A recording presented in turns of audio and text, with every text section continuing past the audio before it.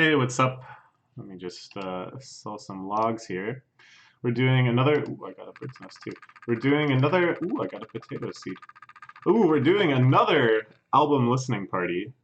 This time for the new Earl Sweatshirt project's Feet of Clay. I think it's either an album or an EP or somewhere in the kind of gray area between the two. I don't really have a whole lot of expectations going in. Earl has changed up his style very, very drastically from release to release. Like the self-titled Earl was nothing like Doris, was nothing like I Don't Like Shit, was nothing like some rap songs. In between these two, he punctuated them with tracks that were radically different than anything before or after them. Singles like Night, 45, Solace.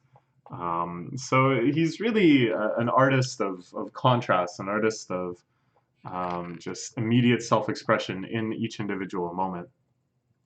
But what I'm hoping is that on some rap songs, he fell into a style that was so uniquely his own, so bold and new and expressive, that I hope he actually kind of continues with it for a bit. And given the the relative soonness of this one after some rap songs, as opposed to like the normal break he takes between albums, I think it's more likely that he'll kind of return to that style and maybe apply them in a new aesthetic direction. So I was looking at the merch that go along with this album. Some really exciting designs. Just trying to get a read on what the aesthetic might be. And the album cover, of course, is extremely evocative. This detailed, perhaps painting, perhaps photograph, it's kind of hard to tell, of a goat deep within these kind of ethereal, dark woods. Kind of has a black metal-y feel. I think of Richard Dawson's Peasant, although, of course, I'm thinking about that pretty much all the time. Things like The Seventh Seal.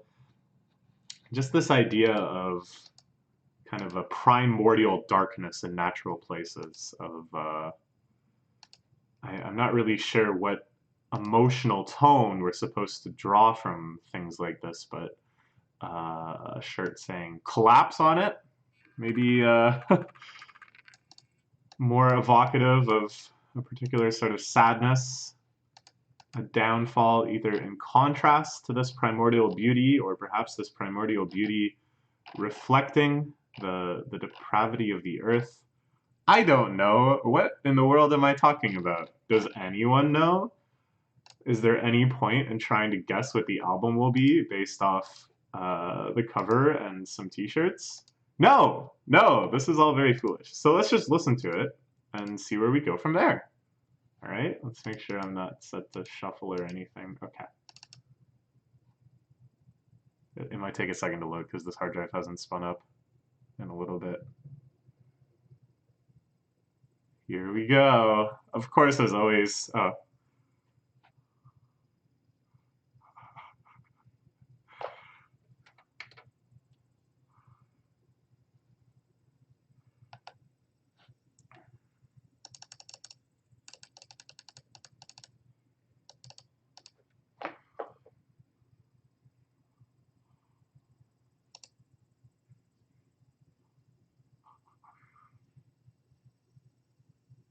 Oh.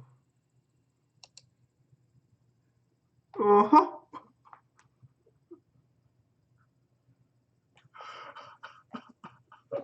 Oh.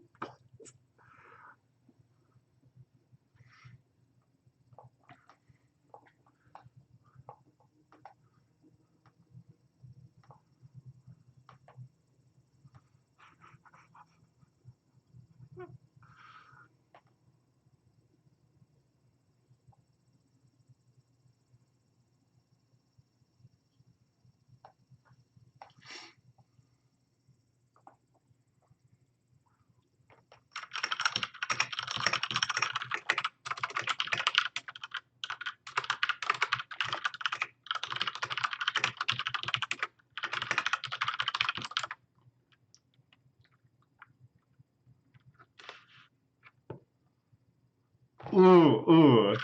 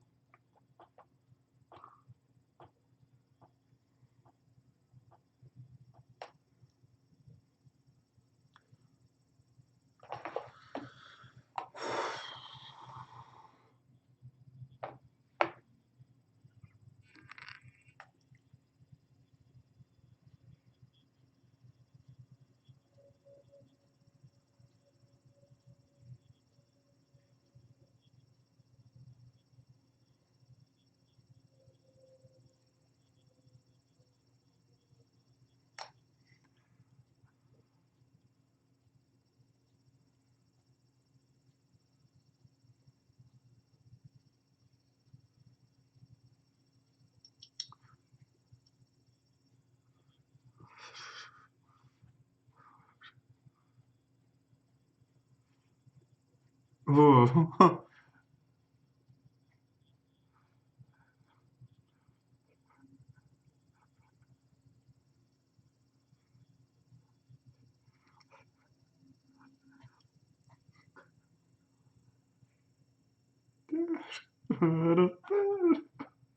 Whoa, what the hell? What? We're gonna have to go look at the lyrics later. Like that's just the plan.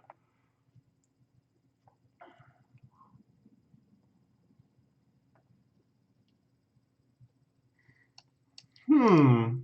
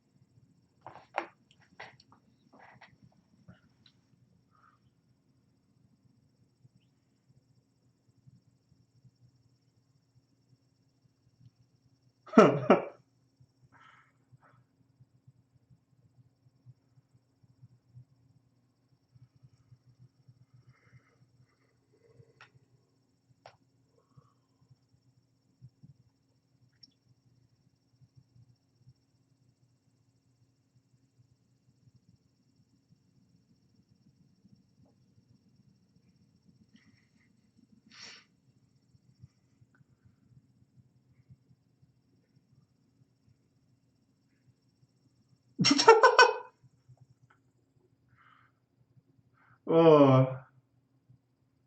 Oh.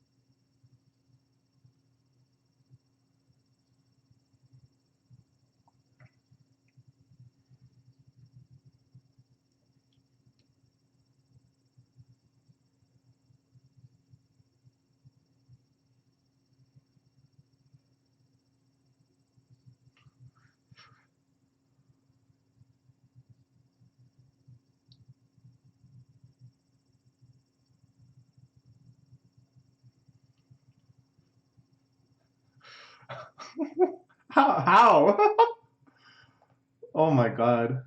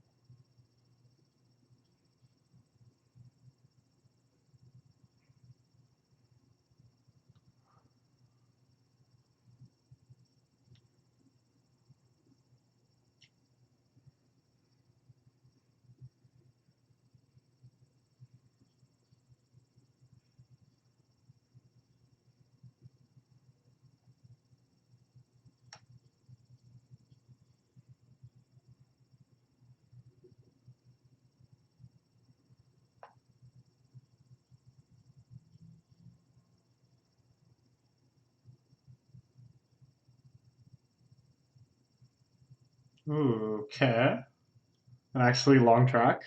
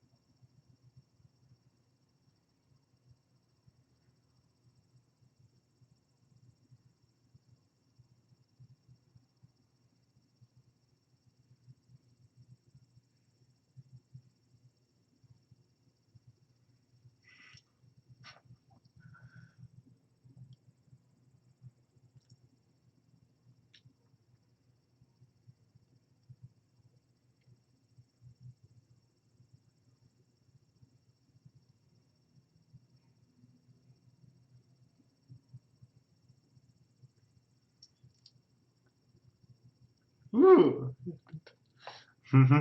Oh, oh, oh. We bend, we don't break. We're not the bank.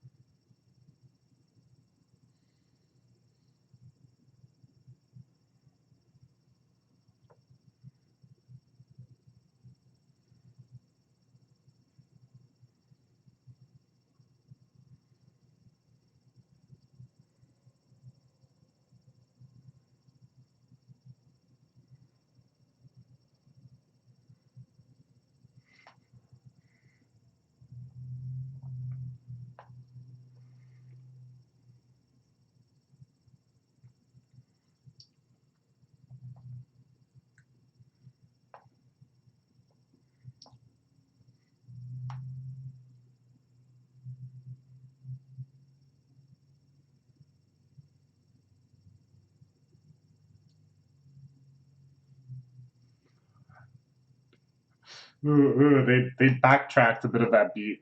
They like flipped some of the beat for just a bit. Like the drums are backwards.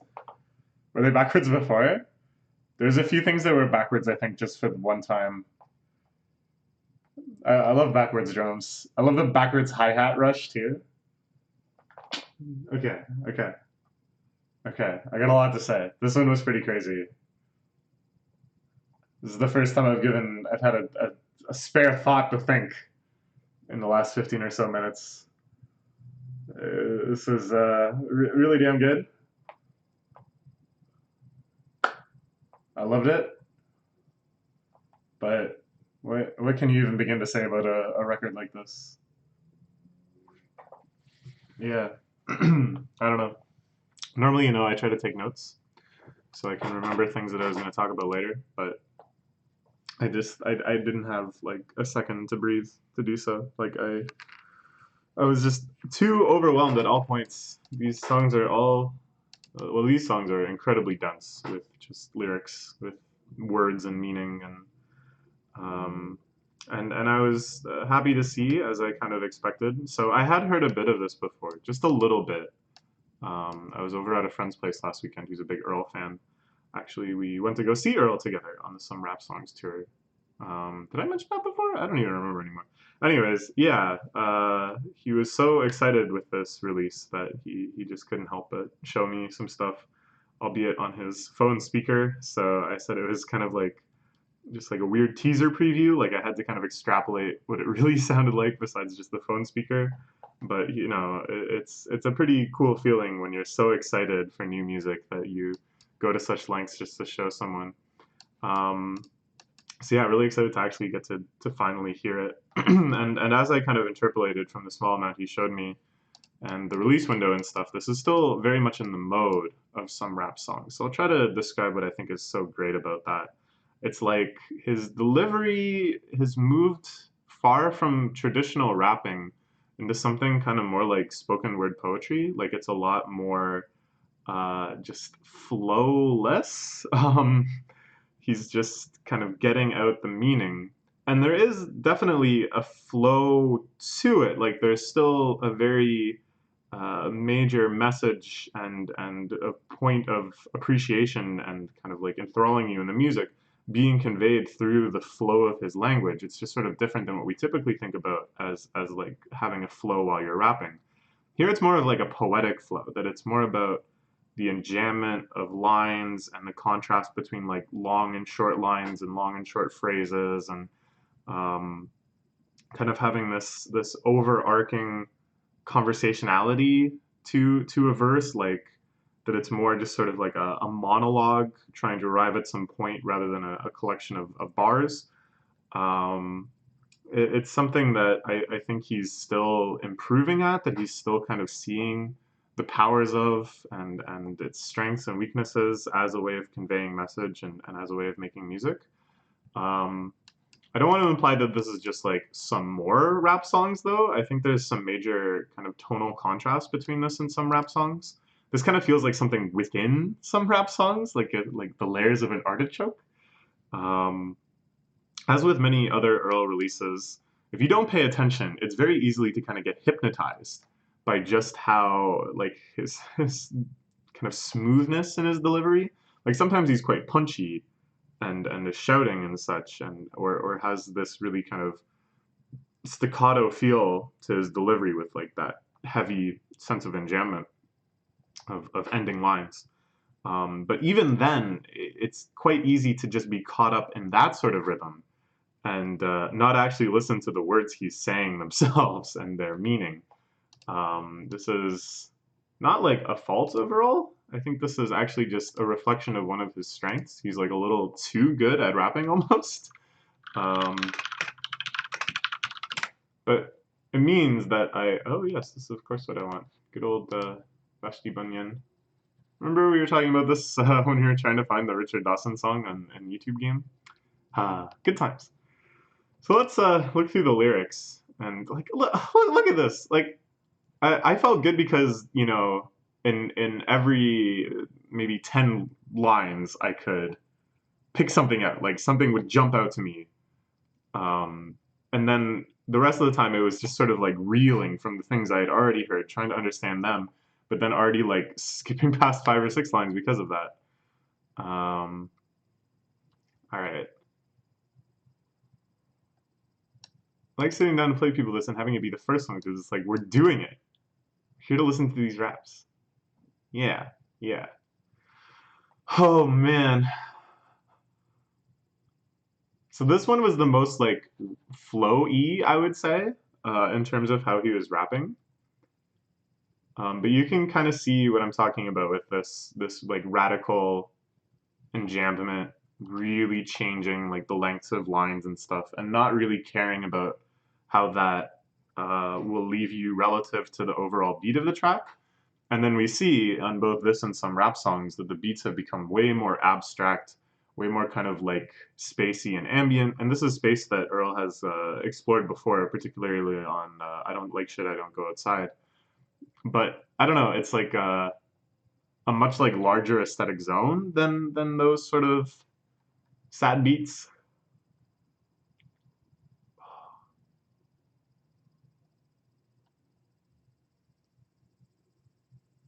Yeah, I don't know what can I say? This is just amazing, isn't it? How do you write stuff like this?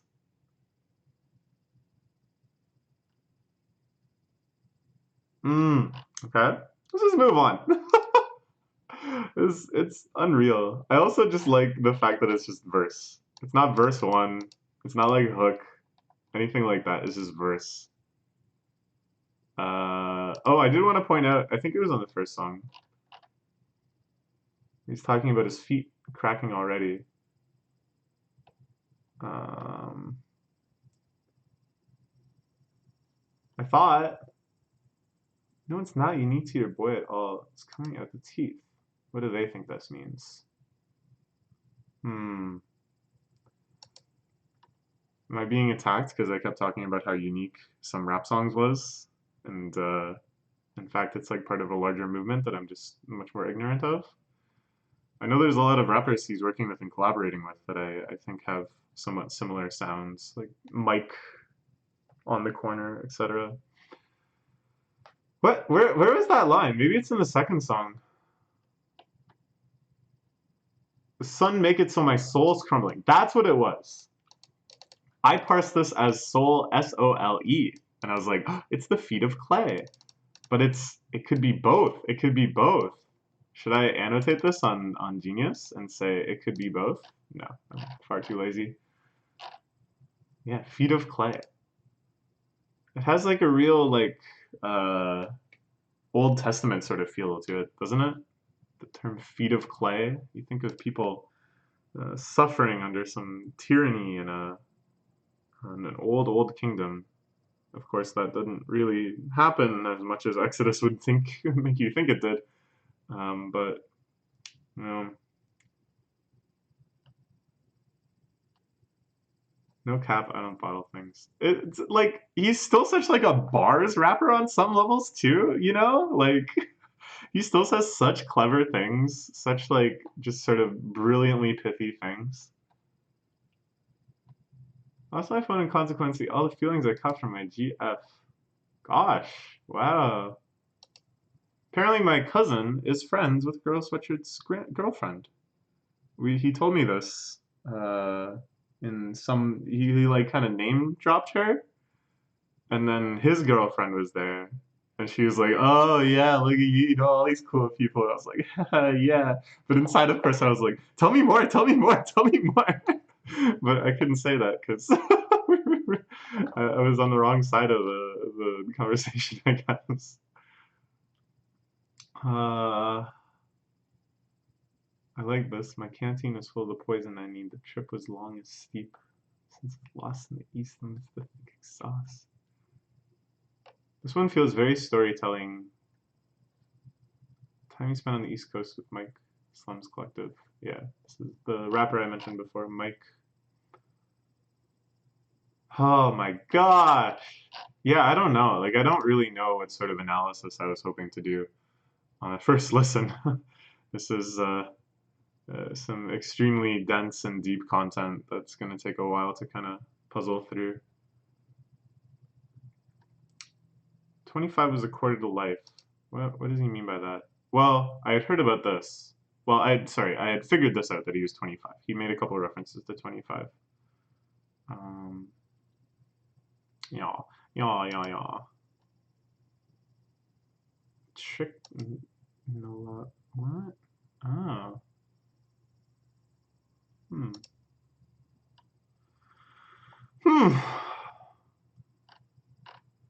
Man, how do you do this? This is a line my friend pointed out. My noose is golden. He's got this necklace. It's a golden noose. It's pretty haunting.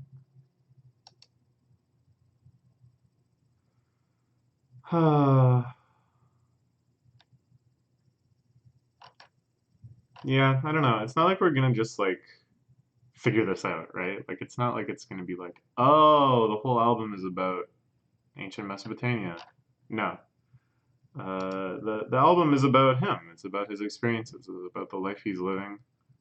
And so we should expect it to be multifaceted and complex. That we're not going to have just one lens at which we can analyze all of this. Okay, look at this. I mean, this is not really reflective of the actual length of the line because that all comes down to the actual enunciation of all these words. But the way that each line is shorter than the last, all the way to, and I do what I want, rhyming Rubik's for fun. Like, it feels like there's some intent here, and that probably this is like a shortening line type thing. Isn't that amazing that he's thinking about like this? I don't know. It's just this kind of next level of poeticism that I feel Earl so wonderfully understands. Whoa, there's two verses on this. Oh, I'm sorry. This is Mavi's verse. So I was praising Mavi as if I was praising Earl, but you know, good on Mavi too. I don't know who Mavi is because I'm ignorant. Interesting. The sun talk. This sounds familiar. Let the sun talk. Why does that sound so familiar? I don't know. Maybe I saw it on some list. Do you have a song called Guernica? Yeah, I love Guernica. Oh my gosh. Yeah, this is the one where Earl does like a really interesting delivery.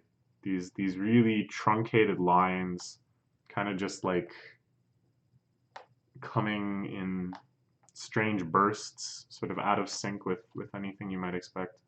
Spirited Away, the whole thing. I don't think you should put this in italics. I'm almost positive he's not referencing the movie, but the actual term Spirited Away, which is just a thing that people say when someone is just disappears into the dead of the night or whatever. Oh, they've been spirited away. Well, you know, if I want to complain, I should just sign in and then edit it, but oh my gosh. Tisk tisk cookies. This one actually has a chorus, which is insane. No other track.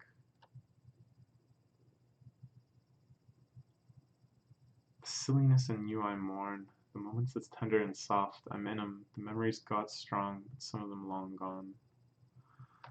My gosh. I don't know. I don't know what to say about any of this. These lyrics are intentionally locked and left partial due to a DMCA takedown request. Please do not edit the lyrics to include the removed sections. What? Wait, what? What? What? Huh? So verse 1 is missing. The intro is missing. Why? I don't get it. Is it because they're like sampled? And